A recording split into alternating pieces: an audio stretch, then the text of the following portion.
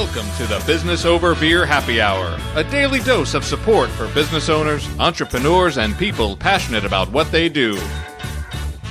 Hosted by Ben Surratt, Jonathan Kaler, and Jason Knope, it's time to grab a beer, enjoy some cheer, and join together. Hello, everybody. It is Friday. It is 5:30. We changed our time and we logged right onto the live. Boom, boom, boom, boom, boom. Welcome to the Business Over Beer Happy Hour. I am your co-bartender, Ben Surratt. And somewhere on the screen, I don't know where, is the man of the hour, the terror of power. Some people call him the Space Cowboy. We call him Spartacus, Mr. Jonathan Kaler. Hello, Jonathan. Benjamin, welcome to Friday Happy Hour, my friend. You are the gangster of love. I have led you here. You have. The happy hour. Speaking of gangsters, are you down with the KNOPP? Yeah, you know me. The gift that keeps on giving. What is up, Jason Knope? Welcome to Happy Hour, my friend. How are we doing tonight? Guys, thank you. I am the gift that keeps giving. And Bro, dude, oh, look at that. Dude, you need a Red Bull, man. You all right? You a little long, I gotta turn on my light. long day today, man? Like, it was a long day. look, man, it's Friday. We're drinking beer, I think. I don't know. You got a stein of something there. What? I got a stoneware of my Augustiner brow that I picked up and driven. Oh, if I can get that. Uh-oh, there you go. Man, if only we knew somebody who could help us with our video setup. Who could that be? Ben, do you know anybody? There's this pretty cool cat that I know. Wait, he's right over here. He's lurking. He's lurking behind the scenes. I don't know He's which right side there. you're on, but hey, how's it Chris going? Erickson, welcome to the happy hour, bro. I'm glad to be here. Man, Glad to be Chris from Create Impact, doing some really cool stuff, man. We appreciate you coming on the show. Absolutely. Glad to finally be on. I know we talked about it a while back, but finally got on.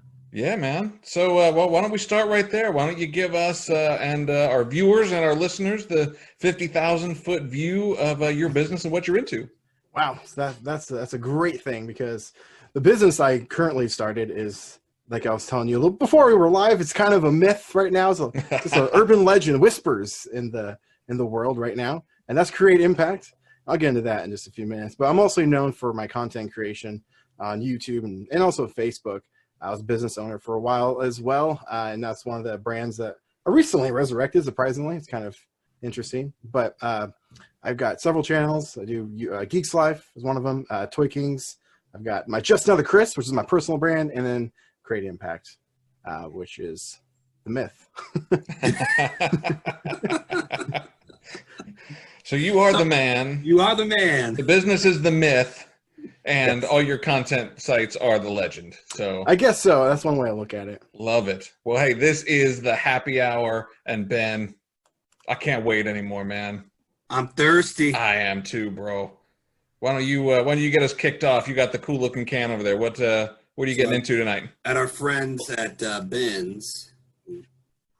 Ooh. I got from Claim 52 Private Eyes IPA. Ooh. That is awesome. Mm. Woo.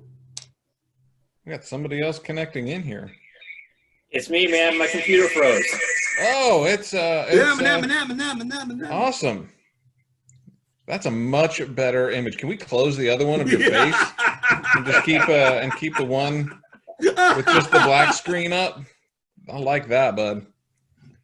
Well, myself tonight, I'm getting into, speaking of legends, the legendary. Hey, I'm back. The staple, a little Bodhisattva from Georgetown Brewing.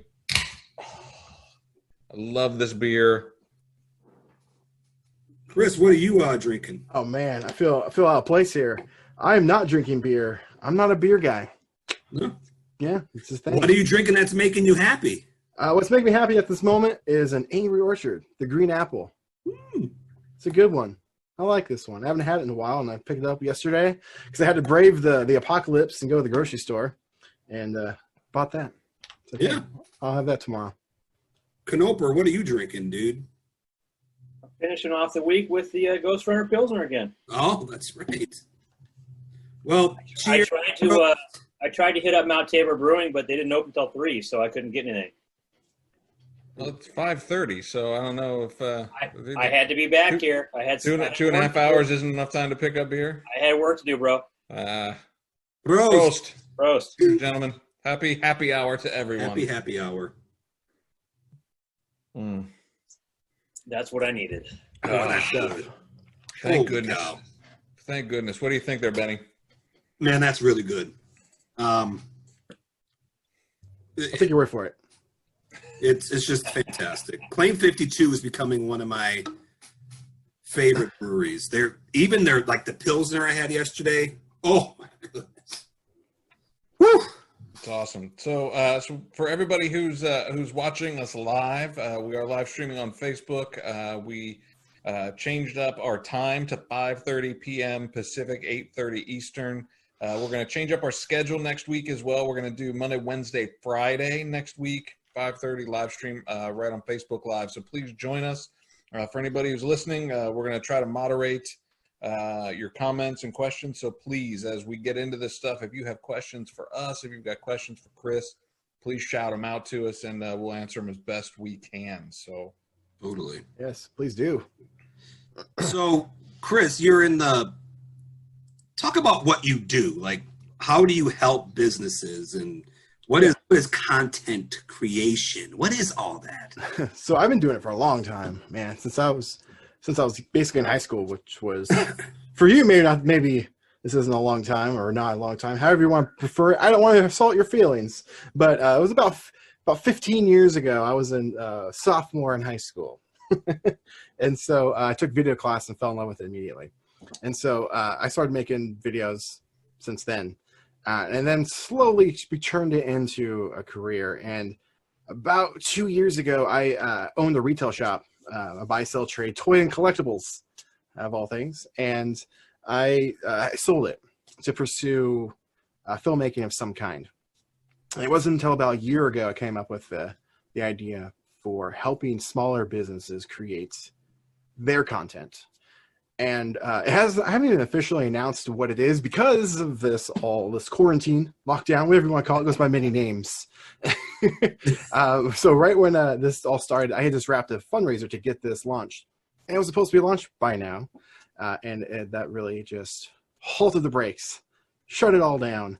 And so that's really that's been going on. But what I was aiming to do with Create was be able to again, this is a first. You're hearing this. I've not officially announced this.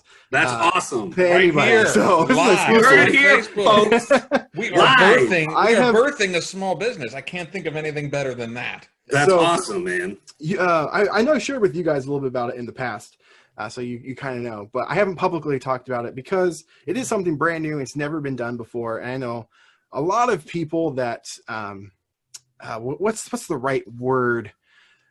They ask me questions and then take my what I say and then do it for themselves. Basically, kind of steal what I've got, which is fine if you do it in the proper way. I would say, but so I really haven't said anything because of how brand new idea this is. It has a lot of moving parts to this to make it work, and I think I finally figured out a way to make it happen.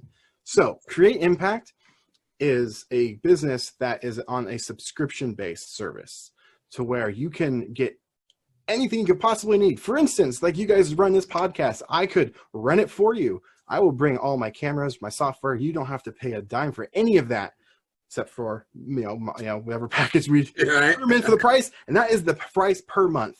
Nothing else, nothing more. Because if you were to hire somebody to, let's say, do that, you would have to pay per time. Like, let's say you do this. Well, you're doing this a lot lately, but let's say you do it once a week. You'd have to pay somebody to do it every single week versus a one-time payment a month. So that's really what I'm trying to do, is provide a service to where smaller businesses, smaller guys, smaller ladies, they can actually afford to grow and not get left behind by the bigger corporations. And so that's what Creates Impacts. The essence of it is on one front of it. The other front of it is online education.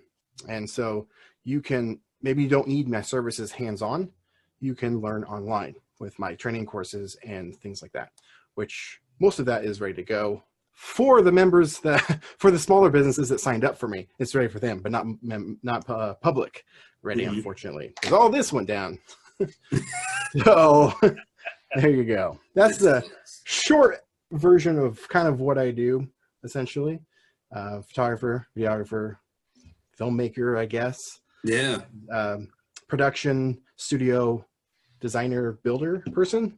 There's no proper term, I don't think, for that one, but So talk a little bit about, your ideal client then. So for your business, I mean, you're going to have small businesses saying, hey, I need to create content. Yeah. What do you envision that looking like for your clients? What are the things that small businesses need that maybe they know or don't know that they need help with, that you can kind of help bring them into this century of content? So kind of talk about your ideal client and what you would do with them in a perfect world scenario. Right. Yeah. So perfect world, that's a great example, because I am very, very picky about who I am letting in essentially to this program. It's all space themed too. So if I haven't mentioned that already, I got my own little space program here at Create. Nice. And I call it the Impact Program. And so for anybody that's in the Impact Program, there's a vetting process. So we sit down and we talk, we get to know each other, because there's going to be a lot of give and take on both fronts in the first initial process. So we both have to understand that it's a trial, not really a trial. It's like in marketing terms, you throw a lot of stuff at things and see what sticks, essentially, and whatever sticks, and continue on. So finding somebody that understands that process is crucial, because a lot of times I work with smaller businesses, they don't have a lot of money to spend, and then they need that to work. Whatever they spend, let's say they're dropping $100 on something, and they whatever it is, it has to work. Well, if you create content, could work, couldn't work. You just never know.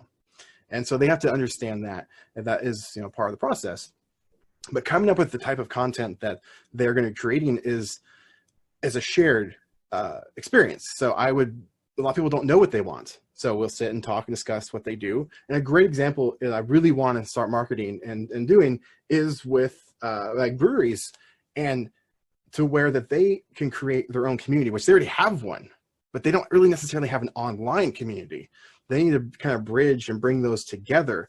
And to do that, it would be a good series would be like a day in the life of a brewer, like the whole process of what goes into making that beer. And they could do that weekly, every single month with that new beer. And so it would be creating their own little show within their business. So that's kind of a brief thing, I guess, of a perfect client. Sure. Just that understanding of that there's a lot of give and take, and there's a lot of understanding of it's a process. They kind of we have to trust each other a little bit. And so, because they can't just jump ship right away, because if it's not going to work right away, because it won't. That's just something that doesn't always happen. I was working with somebody that he was doing some live stuff, and it was a fluke. It's just worked out like that immediately. So unfortunately it's on pause, but we're just escalating that, making it better and better. We got lucky with right out of the gate, a great home run, but that doesn't usually happen. I mean, it sounds like, with that initial meeting, you're kind of finding out, and you might learn this together as a small business owner myself. What is your identity? Like who are you? And with that first initial consultation that you're having with them, I'm assuming that you're getting to know who they are as a business and getting to know their identity, or even helping them find their identity, because a lot of people don't know. No, for sure. And like I was saying before, I'm very particular about who I work with. I'm not a money-driven person anyway. I just never have been. When I owned my retail shop, it was a buy-sell trade store. And when you go, I don't know if you ever took something to a pawn shop before or anything, or tried selling something. You bring it in, you're going to get nickels and pennies for what, they're going to make freaking bank on that type of stuff. I was 50% across the board every single time, because it's fair. And that's why I want to bring into what this company is. It's about being fair. But the person that we're going to meet with has to understand that I'm taking that leap of faith on them, that then they also need to do it on me. They're not going to take advantage. And I've already had that happen twice. So it's just a process that we have to go through on both sides. I'm giving out a lot of awesome, free labor, free knowledge, free whatever to them, even if they're paying a little bit for something. For example, I won't name names or say prices or anything, but X amount of dollars were given to me, which was massively under what you could go anywhere else. It was going to be this person was going to be in my program. She or he used me as a way to get these free videos, essentially. And so I thought there was a trust and bond made. I missed the mark. So I still do one-off jobs and freelancing stuff, but I want to phase that out because I don't want to just continue to just have a transactional type job. There's no reward process for me in that. And so when we meet somebody, yeah, it can be tough to immediately pick out somebody. So there's a vetting process. Building that trust and relationship is a big deal, because otherwise there's that gray area where people go into, and that's where they start, taking advantage, whether they actively know they're taking advantage or not. Sometimes people do so on purpose. Yeah. But you got to create that. You got to create that black and white. This is, there's no gray areas here. This is what you get, and this is what you don't. Yeah, and part of it also, one reason I was like really just going super cheap was I was putting this person through kind of my beta program to test out the kinks of how the process is going to go. So in the future, once officially launched, I kind of know what's going on. So with that in mind, I undersold myself, but they definitely took advantage of that, and which was very, very annoying. And because they know they're in the field, in a similar industry than mine, they know how it goes. To have somebody come out and shoot a video, you're looking minimum just right out of the gate $1,000. Just how it is. You may get half a day's worth of work. They're going to go edit the video for you. Boom, it's $1,000. Like every person I know. And so I want to get away from that to where you may spend $1,000 a month, maybe probably more likely less, but it's across 3 months because I'm on a 3-month subscription service. So you're getting more content, more, and just more for your buck. And people are immediately like, ooh, I can take advantage of this person because I can just be like, I'll just sign a contract, but I won't have to go through it, even if they're going to try and go through legal forms to get it, because it's such a low amount in the end game. They think no one's not going to come after them. And What's so the lesson there, Chris? I mean, we're all small business owners here. Some of us smaller than others. What's the lesson there? As we all grow our small business, we learn and we make mistakes. And sure, absolutely. For you, I mean, this is a learning opportunity. So what's the lesson that you've taken from that that you could share with other business owners who are especially in early stage, but for all the small business owners out there, what's the lesson you took from that, and when would you learn? Oh, so the lesson that I would take away from this, and honestly, I know what I should do, but I'm actually going to go against it a little bit because of what the company is and what I'm trying to go for. It's a very transparent company, very honest, straightforward. It's like the olden days when you have a handshake deal.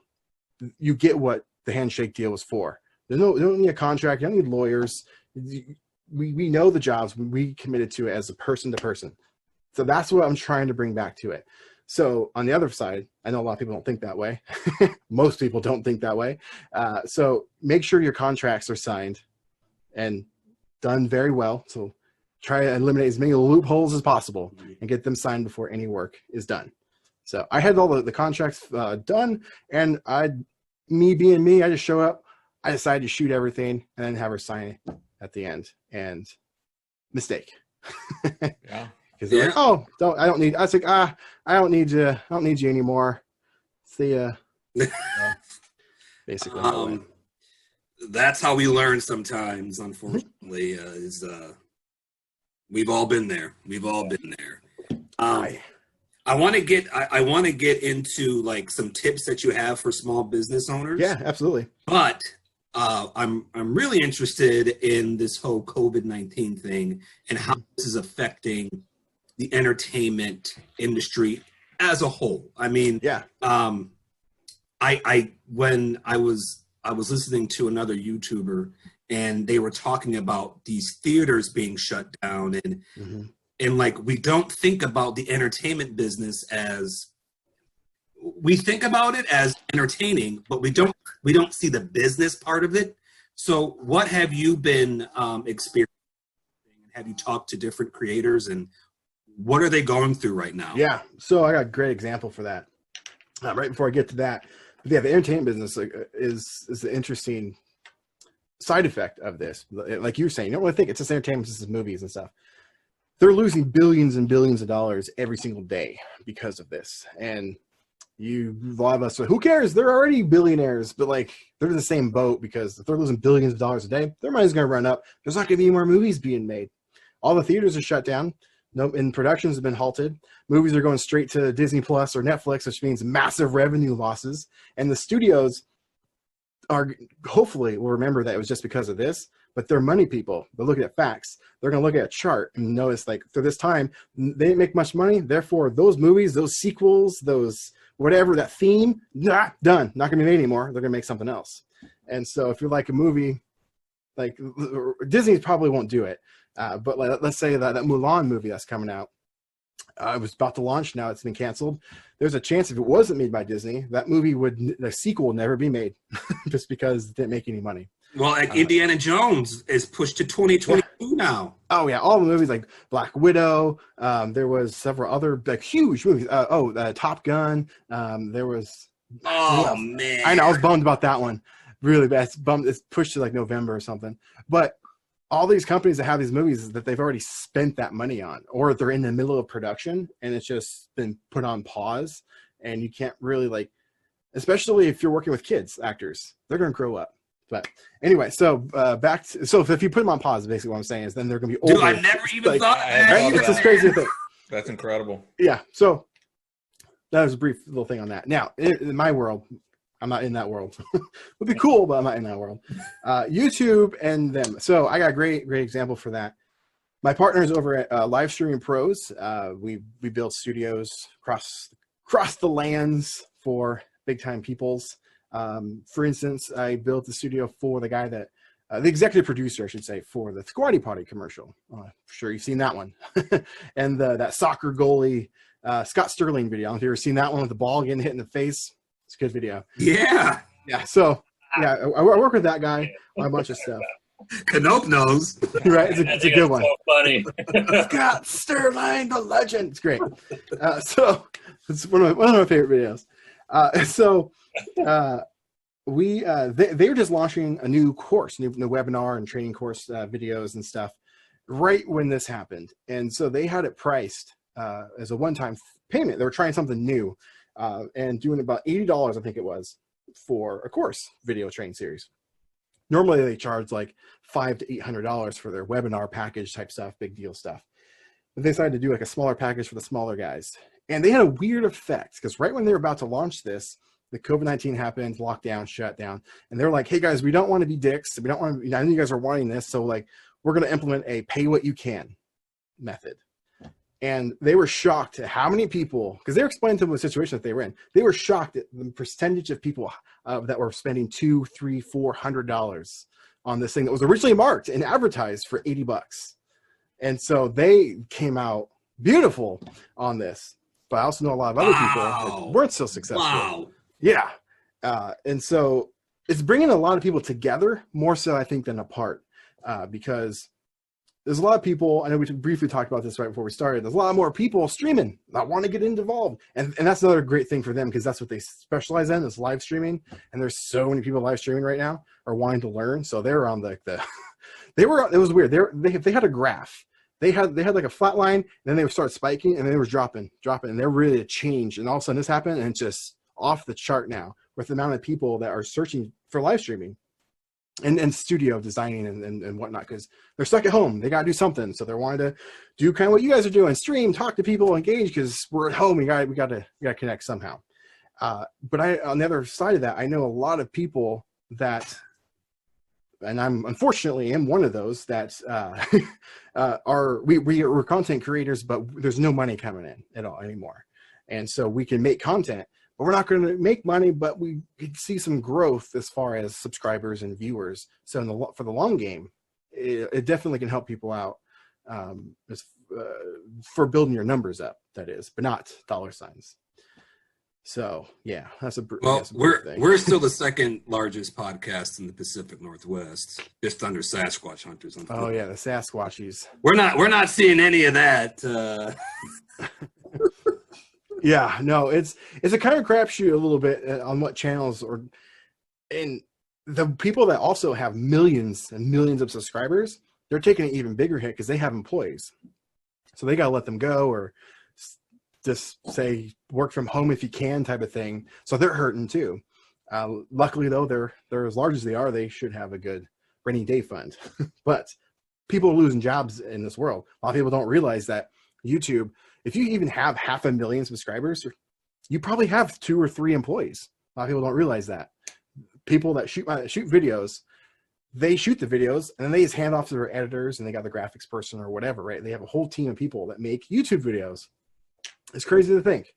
And so they're hurting in that world as well. And they're trying to make the best of it. And right now it's still like, hasn't happened yet, but I think there's going to be a small crash on the YouTube side because there's going to be a lot of people on there to watch, but the people that making that content can't meet what they normally meet because they don't have their team. So would you, as with your create impact, would you fit in that then? Would you fill a need at that point with your business? I could definitely in a smaller scale, in a smaller sense, and also I have to. I was already not charging a lot for what I was trying to do. I would have to give it away for free, which is fine. I don't mind giving away stuff. I literally, where is it? I don't have it. I have a shirt that says it right on there. Given it away since 2014. Where is that? I thought that was right. I don't know where it went, but I don't mind. Taylor's been doing the same thing. Yeah. Do I have it on here? Oh, here we go. Check this out. I'm not as young as him though, so I've been giving it away a lot longer than that. So that's awesome. Yeah. So you say that again? Oh yeah. I don't know how well you guys, the viewers, will be able to see it, but this isn't the shirt. But right here it says given away since 2014. So what I'm doing, to recap, like, wait, what was the original question? Is there a need? Will you fill a need? Yeah. So I totally can, and I want to help smaller businesses even now, but most of them are closed. Like even if I was to help them, they couldn't even use my services even for free because they wouldn't have anywhere to outlet to do it. So I would try to get them to live stream. That'd be the only thing. And I can do that. Unfortunately, it involves me traveling into the world, and making contact with these people, coming into their homes and stuff. And so we're not supposed to be doing that right now. I'm already kind of breaking the rules next week. I have to go down to California. And so I still want to limit the amount of travel I do, but that's a paid gig and I got to take it because that's the first paid gig I've had in like 2 months. So I mean, this is temporary. Mm-hmm. Knock on wood. Absolutely. This is hopefully not the apocalypse. Hopefully this isn't the Black Plague, right? Hopefully this doesn't take down the entire civilization of the planet Earth. Yeah, hopefully. The likelihood of that is small. So we'll go with the idea that this is temporary. Yeah. Right? We're going to get to the other side of this, even if it's 60 days, 90 days, 180 days, right? At some point, we're going to get back to some semblance of normalcy. How long can the entertainment industry survive like this? Because what I heard you say, and please chime in, because what I heard was, you've got, or the dot that I'm going to connect from what you said is you've got the professional content creators who have skin in the game. This is their business. This is how they make money. They have employees. They're going to get hurt during this period of time. Yep. And then you're going to have a whole pile of amateur content creators that are going to jump in. Yeah. And they will get some viewers. They will get some subscribers. They will get some downloads. Yeah. That may or may not stick over the long term. So how long can we stay in this state before we really start seeing sort of a crumbling of the overall entertainment infrastructure? So, and I know that's a big question that you don't know the answer to. Absolutely. I've got some insight or some my personal thoughts. As content creator myself and others I know, we're just that. We are creators. We're crafty. And so we'll get creative in how we get creative, if that makes sense. It does. And so there'll be a crash. And so even though, let's say I don't even know who the largest is now. Maybe PewDiePie. Might be PewDiePie still, the largest YouTuber. That's a bad example because I think he's a solo guy. But let's say there's. How about that Ryan? Was it that Ryan Toys reviews? I have kids, so I'm just saying. The little kid. Yeah, the little dude. Yeah, that's another side tangent we can go on later because his channel's probably dead before this. So because of the whole COPA thing. So we can get to that in a minute if you want. Yes. So before the disease, there was a whole we'll get into that. We'll get creative. So let's say the largest channel is a channel I follow. They're called Corridor Digital, and they're basically the reason I kind of where I am today because of them. They have a whole team of people. They're fairly large. I mean, actually, I'd call them large. They've got like 6 million subscribers on YouTube, but there's like 10 people that work for them, and they do YouTube, but they also do bigger production stuff outside of YouTube that we don't see because they're behind the scenes. But they can't work on that front, and so that's a huge financial impact on them. What they're doing right now is shooting their videos all separated at their own homes and then splicing them together to keep things alive. But that can still only go on for so long because if they're not making money from ads, like if something happens with the ad revenue, I was just going to ask that. Yeah. So if that goes away, it'll be interesting to see how many people actually care to continue to make content. It'll prove to see who actually is in it for the fun or just for the cash. Well, that's the thing. And maybe, we only have a couple more minutes here, Chris. Unfortunately, we could sit here and talk for hours, I'm sure. But maybe can you summarize the monetization model for content creators?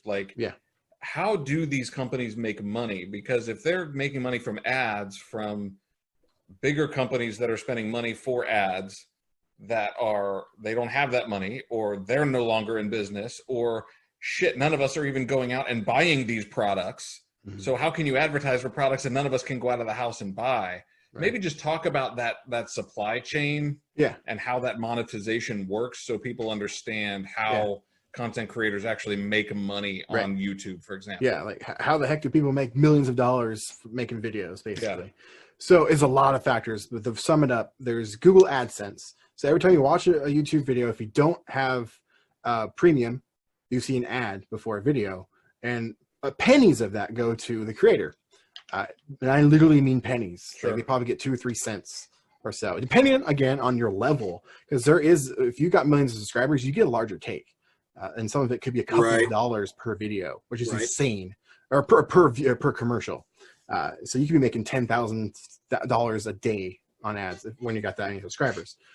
But for the majority, probably literally the 95% of everybody on YouTube, they're getting pennies, but they're mostly getting their income from sponsors, people like the Squarespace and what's the other one?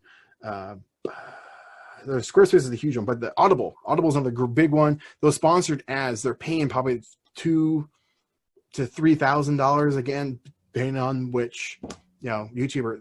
But that's how they're getting their income, is from those. If they don't got money, they can't feed it to the content creators, and then they're the ones going to be hurting a lot. But you get most of the money that you can make from monetizing is not from ads. It's from outside companies that are sending you product or paying for pre-roll ads, things like that. Gotcha. That's, I guess, the short way. There's a long list, a lot of confusing ways I can go into talking about it. But that's really the simplest way I can talk about how you can monetize YouTube.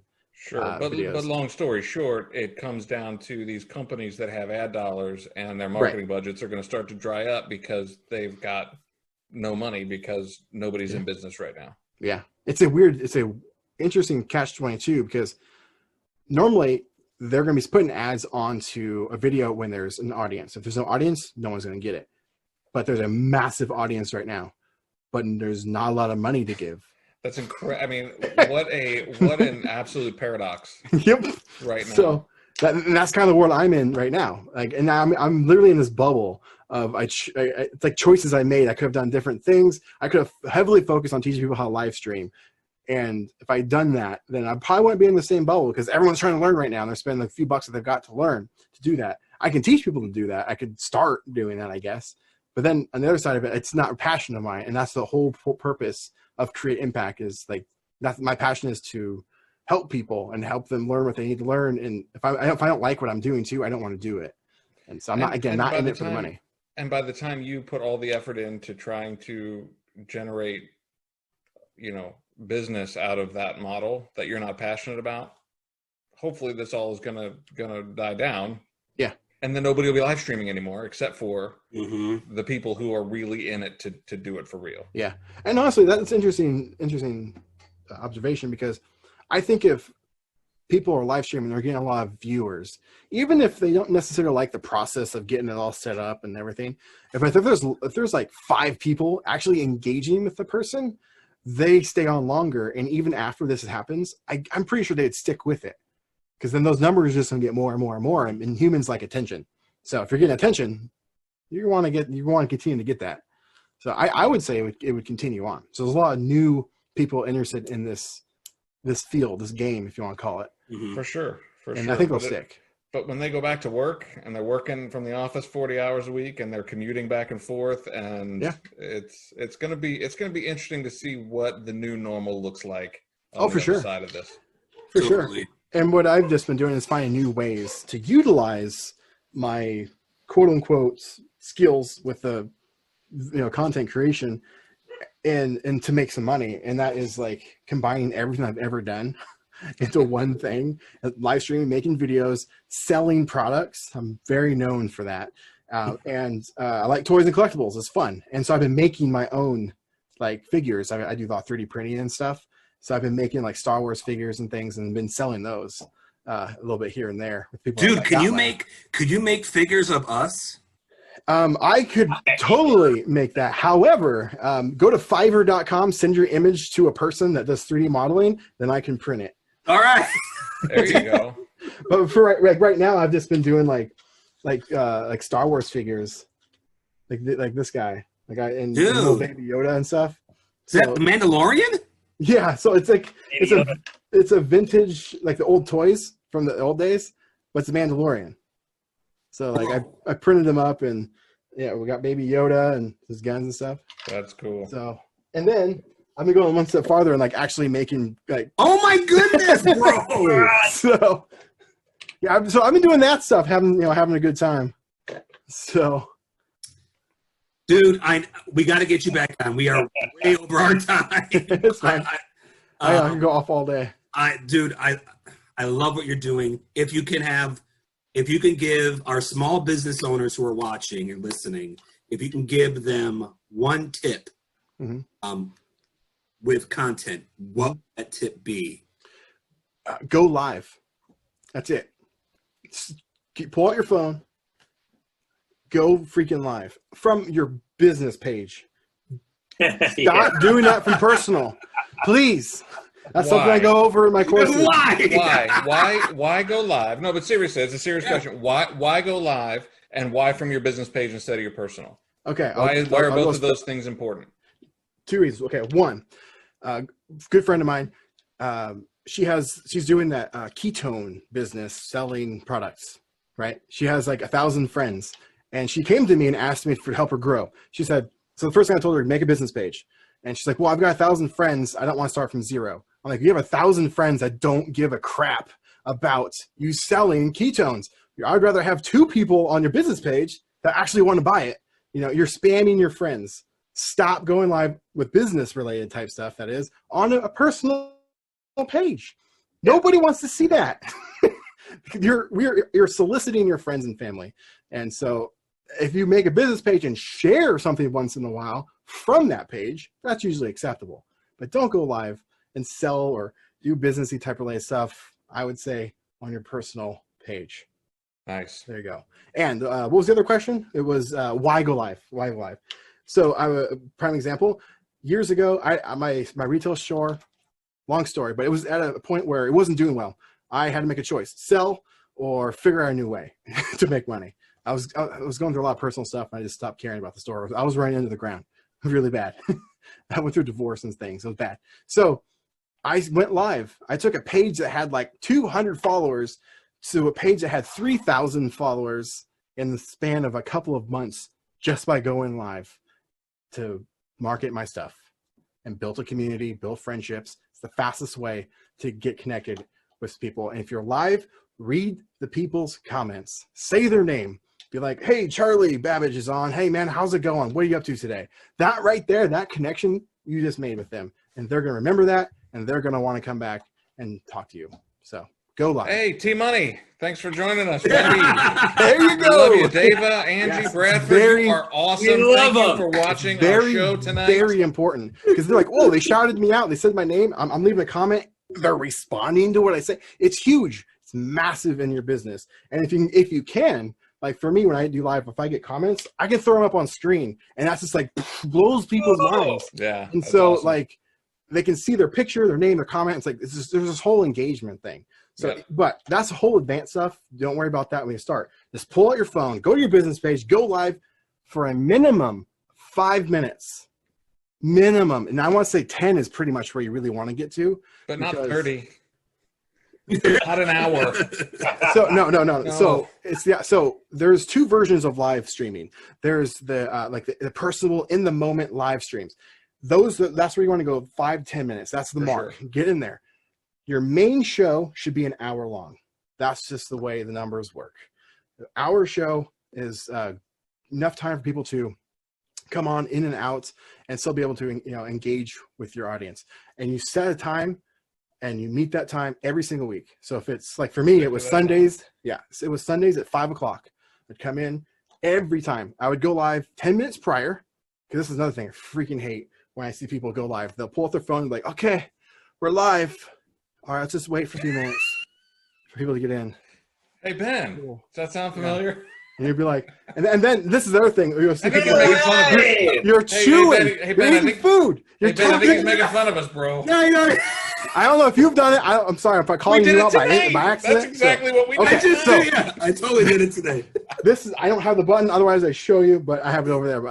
But do I? If I go away, I apologize. Okay, that wasn't it. Anyway, so I go live at 5 o'clock is when the show officially started. So 10 minutes before the show goes live, I have a timer that is on screen, usually music going, there's things, and that's a 10-minute buffer to just let people know we're starting in 10 minutes. Boom, once it hits 5 o'clock, we are live, show starts for a full hour. And you meet that day and time every single week.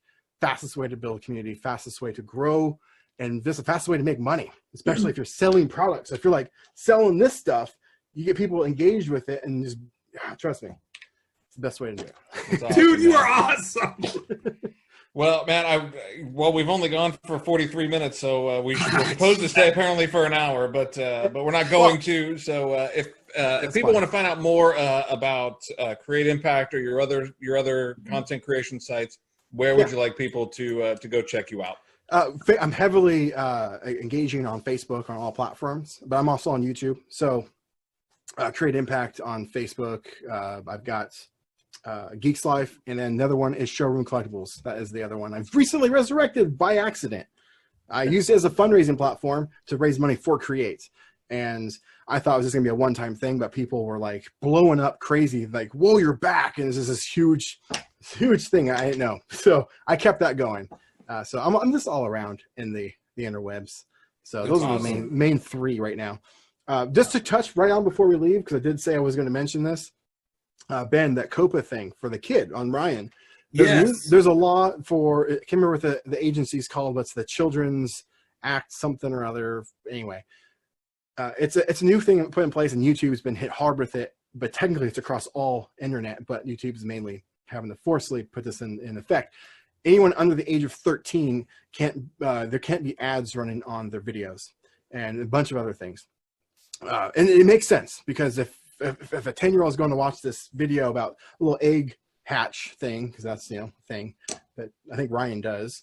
Yeah. You probably don't want your kid to see a beer commercial, right? So Or that around happens. Well, My God, if my kids saw somebody drinking beer, I can't That'd imagine be how weird. terrible that would be for my kids. I mean, most what is sure, ED?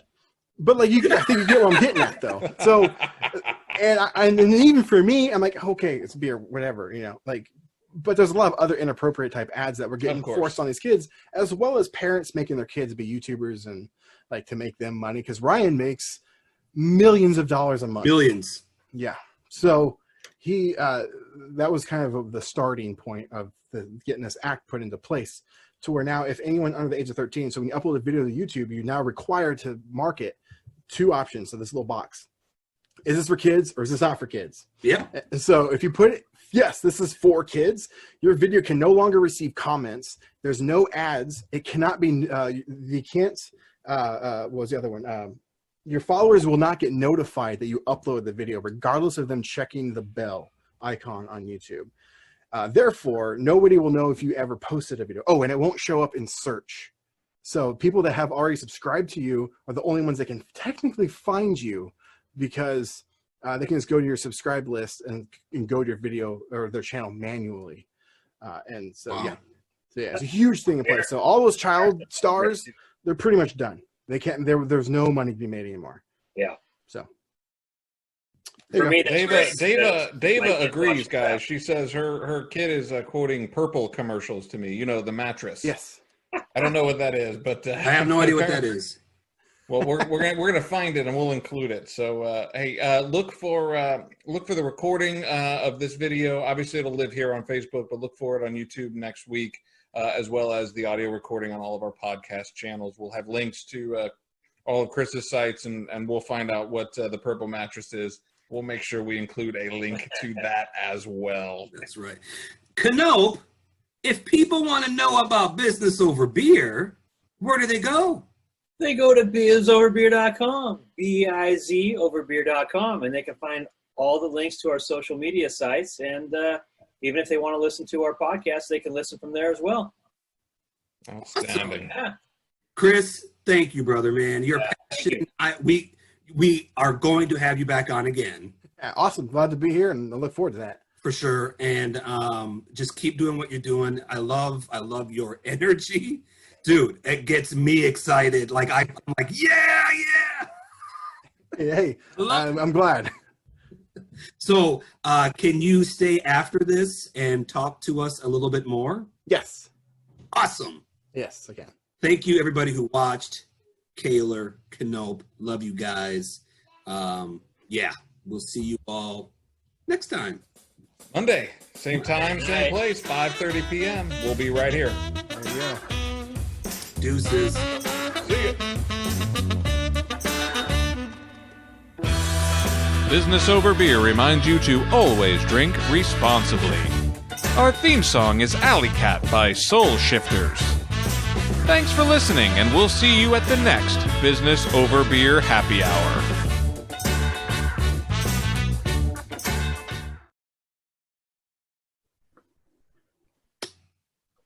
All clear? All clear.